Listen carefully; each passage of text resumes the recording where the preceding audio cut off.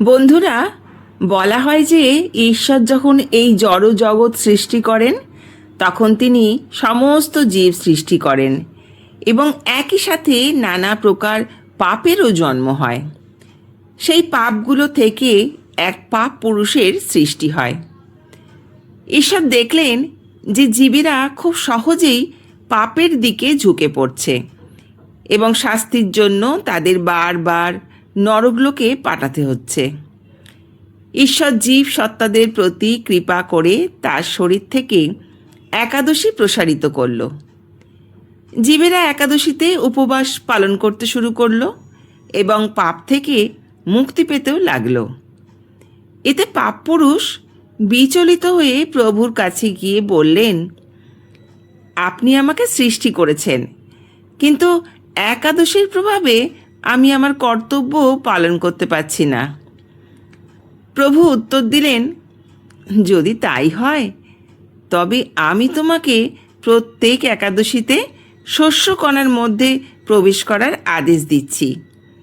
এতে তোমার অস্তিত্ব রক্ষা পাবে।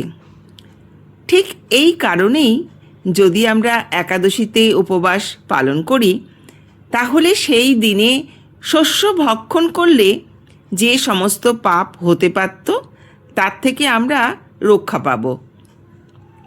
একাদশীর উপবাস কেবল আমাদের পাপই হ্রাস করে তাই নয়, বরং ভগবান শ্রী হরির ভক্তি, সেবা ও কৃপা লাভের সুযোগ করে দেয়। একবার যুধিষ্ঠির ভগবান শ্রীকৃষ্ণকে জিজ্ঞাসা করলেন, হে কৃষ্ণ, অনুগ্রহ করে আমাকে বলুন, জ্যৈষ্ঠ মাসে কৃষ্ণপক্ষের যে একাদশী আসে তার নাম কি এবং তার মহিমা কি? উত্তরে ভগবান শ্রীকৃষ্ণ বললেন, হে মহারাজ, এই একাদশী দুটি নামে পরিচিত, এক অপরা, অন্যটি অচলা। জ্যৈষ্ঠ মাসের কৃষ্ণপক্ষের একাদশীকে অপরা একাদশী বলা হয়, কারণ এটি অসীম ধনসম্পদ প্রদান করে। যারা অপরা একাদশীতে উপবাস পালন করেন তারা জগতে খ্যাতি লাভ করে। ব্রহ্ম হত্যা, ঈশ্বর নিন্দার কারণে কৃত পাপ থেকে মুক্তি পান এবং প্রেত আত্মাজাত জীবন থেকেও মোক্ষ লাভ করেন। এই উপবাস পালনের ফলে ব্যভিচার, মিথ্যা সাক্ষ্য প্রদান, মিথ্যাচার, মিথ্যা স্বাস্থ্য পাঠ, ভণ্ড জ্যোতিষী বা ভণ্ড চিকিৎসক হওয়া ইত্যাদি কারণে সঞ্চিত সমস্ত পাপ বিনষ্ট হয়। যে ক্ষত্রিয় যুদ্ধক্ষেত্র থেকে পালিয়ে যায় তার গন্তব্য নিশ্চিতভাবে নরক, কিন্তু অপরা একাদশীর প্রভাবে সে স্বর্গ লাভ করবে। যে ভক্তরা আধ্যাত্মিক গুরুর কাছ থেকে জ্ঞান লাভ করেও তার নিন্দা করে তারা নিশ্চিতভাবে নরকে যাবে, কিন্তু অপরা একাদশীতে উপবাস পালন করে তারা এই ধরনের জঘন্য পাপ থেকেও মুক্তি পেতে পারে। কার্তিক মাসে পুষ্করে স্নান করার ফল কিংবা গঙ্গার পবিত্র তীরে পিণ্ডদানের ফল অপরা একাদশীতে উপবাস পালন করলে ঠিক সেই একই রকম ফল লাভ করা যায়। এই উপবাস কুঠারের মতো, যা পাপ বৃক্ষকে ছিন্ন করে। এটি আগুনের মতো, যা সমস্ত পাপকে ভস্মীভূত করে। এটি সূর্যের মতো, যা পাপের অন্ধকার দূর করে। এটি সিংহের মতো, যা হরিণ শিকার করে।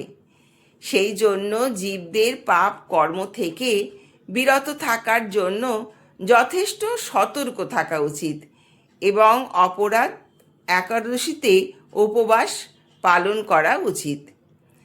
আসুন আমরা অপরা একাদশীর এই মহান শুভক্ষণটি নষ্ট না করে পাপ থেকে মুক্তি লাভ করে পরমেশ্বর ভগবান শ্রীকৃষ্ণের বিশুদ্ধ প্রেম প্রাপ্তির জন্য উপবাস পালন করি। বন্ধুরা, এই বছর অর্থাৎ 2026 সালের অপরা একাদশী পালিত হবে 13ই মে বুধবার বাংলার 29শে বৈশাখ 1433। এইবার আমরা জেনে নেব কিভাবে আমরা এই অপরা একাদশী পালন করব। আগের দিন অন্ন বা রুটি গ্রহণ করে দাঁত মেজে নেবেন। একাদশীর দিন সারা দিন নির্জলা উপবাস করুন। তবে সম্ভব না হলে ফল, দুধ, কাজু বাদাম, কাঠবাদাম, আলু সেদ্ধ, সাবুদানার ফ্রাই, সাবুদানার পায়েস, আলুর পায়েস, আলু চিপস গ্রহণ করতে পারেন। সেক্ষেত্রে সবজি রান্না করতে হবে বিশুদ্ধ ঘি বা সূর্যমুখী তেলের ব্যবহার করে। তবে কোনো প্রকার রবি শস্য গ্রহণ করা যাবে না। পরের দিন পারণের নির্দিষ্ট সময় পারণ সম্পন্ন করতে হবে। একাদশীর দিন বেশি বেশি হরিনাম জপ, মঙ্গল আরতি, ভগবান চরণকমলে তুলসীপত্র পুষ্প অর্পণ, তুলসীতে জল দান, তুলসী পরিক্রমা, বেশি বেশি শাস্ত্র অধ্যয়ন, নির্দিষ্ট একাদশীর ব্রত মাহাত্ম্য পাঠ বা শ্রবণ করতে পারেন। শ্রীমদ্ ভগবদ্গীতা, চৈতন্য ভগবত, শ্রীকৃষ্ণ গ্রন্থ, একাদশীর মাহাত্ম্য, রামায়ণ, মহাভারত এই সমস্ত গ্রন্থগুলি এই দিন পড়তে পারেন। একাদশী কেবল উপবাস নয়, বরং নিজেকে ঈশ্বরের সঙ্গে একাত্ম করে রাখার একটি প্রচেষ্টা। তাই নিজের ইচ্ছে মতো নয়, বিধিবদ্ধ উপায় একাদশী পালন করলেই তবেই একাদশীর পূর্ণ ফল লাভ করা সম্ভব। হরে কৃষ্ণ কৃষ্ণ কৃষ্ণ হরে হরে, হরে রাম রাম রাম হরে হরে, হরে কৃষ্ণ কৃষ্ণ কৃষ্ণ হরে হরে, হরে রাম রাম রাম হরে হরে, হরে